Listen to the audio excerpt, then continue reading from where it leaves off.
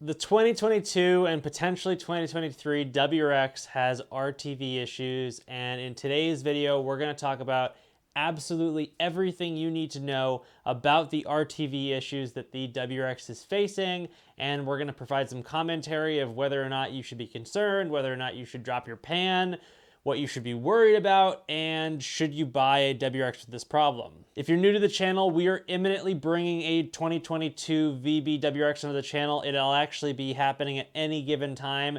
As I sit making this video, I'll be going to look at WRXs tomorrow. Hopefully we'll be adding one to the channel, and yes, I'm still bringing one on even with this issue being known, but definitely subscribe if you want to see VB content. And let's get into the video. You may have heard of something called the RTV problem with Subaru WRXs, specifically the 2022. Now, why is it the 2022? Well, with the new FA24 motor, instead of using gaskets everywhere, Subaru has elected to use RTV, or what we're going to call silicone sealant, which is just like applied by tube, but in reality it's applied by a machine, and so we're not using gaskets anymore. Does this help the end consumer? No, it really helps Subaru in manufacturing. We're gonna have a separate video that covers all the reasons why they chose to do it, but the reality is it's something that we all have to live with. Now, if you're unfamiliar with what the problem is, the problem has been, in simplified terms, that Subaru has applied during the assembly process and the manufacturing process, they've applied too much of this silicone RTV in place to where the gaskets were. They've applied too much volume of this material. As all of the pieces are assembled and put together, because there's too much volume of the actual RTV, it is spreading over past the limits of the part's connection point and solidifying outside as excess. So you're getting little beads on both sides. Now on the outside of, let's say, your oil pan, upper or lower, the outside, it doesn't really matter. It might fall off, nothing might happen, but where we have problems is on the inside of the pan, where we have our hot oil recirculating and getting picked up by the oil pickup. Fortunately, the oil pickup has a box in it that has a little strainer. We're going to call it a strainer. It's a filter, but it looks like a strainer for layman's terms. And what we're actually finding right now is that that is catching excess RTV that is falling off from that inner edge that was excess. It had a bead on it, and it's falling off over miles of usage, and it is clogging that strainer basket in your oil pickup, and it's causing oil starvation issues. And oil starvation means engine go kaboom. Well, not really. Your engine will fail. More likely than not, it'll overheat. If it overheats, will it melt? Will you have rod failure? I don't really know what that is. Where are we actually seeing that? It hasn't necessarily been documented yet with the 2022 WRX, at least not for public view. We have seen it specifically on the 2.4 liter engines that are on the BRZ 86. So we know that that is a possibility, and I think the reality is we just haven't hit enough miles. And for the few people that are doing excessive work on their WRXs, and maybe one of the reasons we're finding the issues is people are dropping pans. So now we know what the issue is. Let's talk about what it can cause. I mean, I've already kind of mentioned it. The ultimate problem with this thing is that you have oil starvation. So much silicone breaks off and clogs that filter that you don't have enough oil returning into the engine through your pickup, and it ends up starving the engine of oil, causing it to overheat, and eventually will lead to engine failure. So where does this all stand? First off, there's no documentable numbers about how often this is happening and how many WRXs are facing this issue. But what we know is that all of these WRXs are coming off the same factory line for the most part. The same machinery is applying the RTV in the manufacturing process. So more likely than not, we know that at least a big chunk of the 2022 WRXs are affected by this issue, and there's a really good precedent to say that most of the WRXs are facing this issue. How do we know about it? Well, companies are dropping pans. We've seen this with Prime Motoring, Rally Sport Direct, content creators, and if you actually go through forums, we're seeing it more and more with the 2022 WRX as people do engine builds, they do engine work. Now that it's a known issue with tuners, when you tune this vehicle, especially in the early stages, where we're really trying to understand how it reacts and we're pushing the limits, we need to have optimal oil, and oil cycling, heat regulation, those are all extremely important as you lower the factors of safety of your engine tuning, right? Those companies and those tuners are starting to become very cognizant of what's going on with this, and that's why they are dropping these pans. Now, not every pan has RTV in it. We certainly have seen people drop their pans and not see any, and they've got thousands of miles on the car. So it's obviously not happening to everyone. That doesn't necessarily mean not everyone has excess RTV. It's just whether or not it's breaking apart. So the next step, is there anything that you can do, right? Before we even talk about should you be worried, is there anything that you can do? Right now, as of February 2023, my recommendation is do not remove your pan if your warranty is intact. We have absolutely no idea what's going to happen here, whether Subaru is going to address it, whether they're intentionally not going to address it to not admit fault. We have no idea what's going to happen. We have no idea if there's going to be a technical service bulletin where they remedy the problem.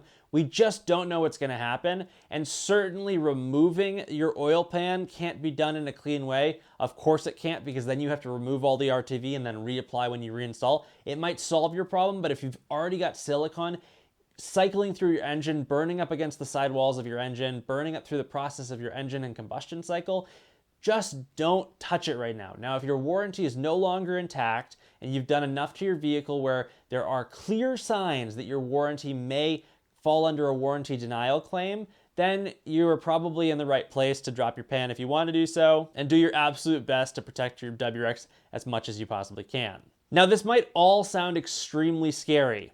Part of me agrees with you, especially as a consumer about to go buy one. I gotta say, it's been going through my head all the time. Now, I am in the shoes where I'm going to do a lot with this car. I know I'm going to push the boundaries. So part of me is also thinking through that lens of eventually I am going to have to drop that pan, and I'm going to hope that Subaru addresses the problem before then. But should your average consumer worry about this problem as they're buying the Subaru WRX?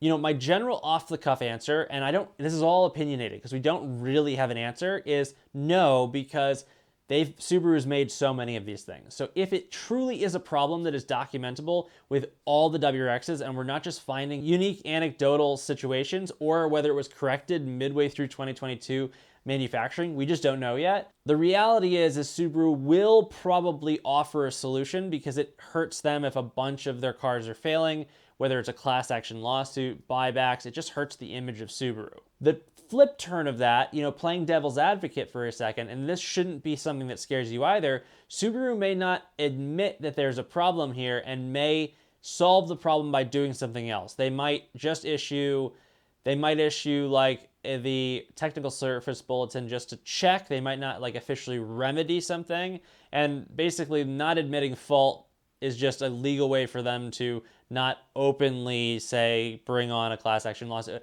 I mean, that's a deeper topic that we've seen in the past with other manufacturers. I mean, if you look at the history of the spring valve recall on the BRZ, even the rods on the 15 WRX, look at the engine failure with the EJ that went to class action lawsuit. Some of what's happening with Subaru is hit or miss, but I think right now we've got a new generation, massive launch, big numbers being sold, huge dollar investment, running on the global Subaru platform. So although that doesn't really mean anything, this WRX has tied more to all of their other models than it has ever been. So it's more important for Subaru, more important than ever for them to correct this and really make the WRX the flagship car to show it's their like sports car of the fleet and really compete with every other manufacturer, especially every other Asian manufacturer producing cars right now. So should you be worried? Probably not. We're probably going to see it corrected in the future. My best guess is at least in the next 12 months, especially when the 2023 is coming out, we're not going to hear about it being corrected. So my hope and my path with my VB when I bring it onto the channel is just